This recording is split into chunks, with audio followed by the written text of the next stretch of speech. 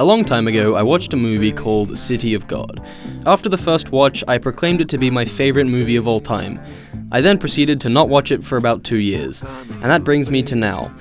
And I can't blame myself for loving this film so much despite having only seen it once. The style of City of God is incredibly energetic, and the story is really well structured, so I have no reservations about City of God continuing to be one of my favorite films.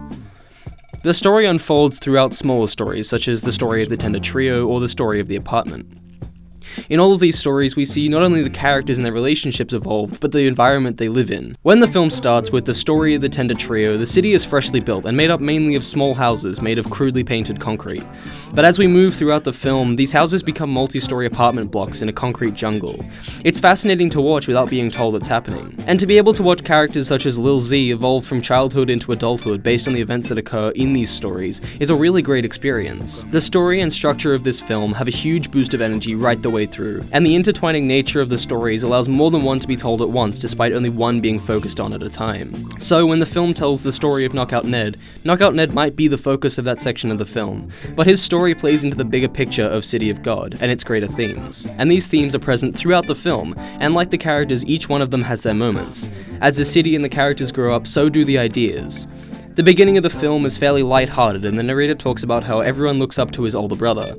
And as the end of the film approaches, City of God becomes more serious, but the narrator's discussions in the beginning aren't lost. They just step back to let something else be more important. Many of the film's actors actually lived in the real City of God, and it definitely aids in the authenticity of their performances.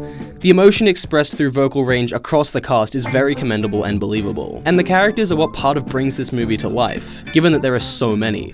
The structuring of City of God definitely helps flesh out their relationships as well. Each individual story throughout the film showcases a new side of most characters, and puts them in situations that don't require them to be the center of attention. And in these situations, you can see them and their everyday life. The narration by the main character isn't overly obnoxious either. Despite being present throughout the whole film, the narrator doesn't demand attention, and I hesitate to even call him the main character. The best aspect of City of God is its style and its energy. Watching the city and the characters grow up and build is engrossing by itself, but the fast-paced, pure energy of City of God is the deciding factor in how great the film is. Visually, the film showcases the fast-paced life of the hoods through its fast-paced editing and handheld cinematography. The opening scene in which a small fiesta is taking place is representative of the entire film to a certain extent. The quick cuts between knives being sharpened, chickens' throats being cut, and kebabs over an open fire is engrossing. It shows that despite living in the slums, there is still a very strong sense of community. The city bonds over its shared circumstances, and throughout the film we are shown that the hoods add to that community and try to keep it together, rather than destroy it and take it away, save for a few individuals. The cinematography throughout the film is beautiful. There are some really standout shots that I was blown away by. The impact of the still shots is used really effectively given that the camera moves so often.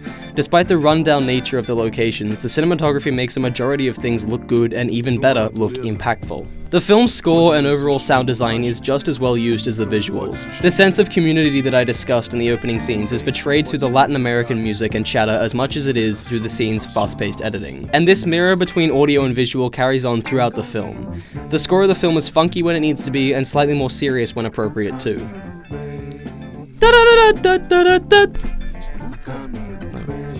Fernando Meirelles knows how to make an authentic atmosphere. His decisions behind the camera and in front of it are meaningful, and his choice to have relatively unknown actors and extras from the real City of God keeps you in the film.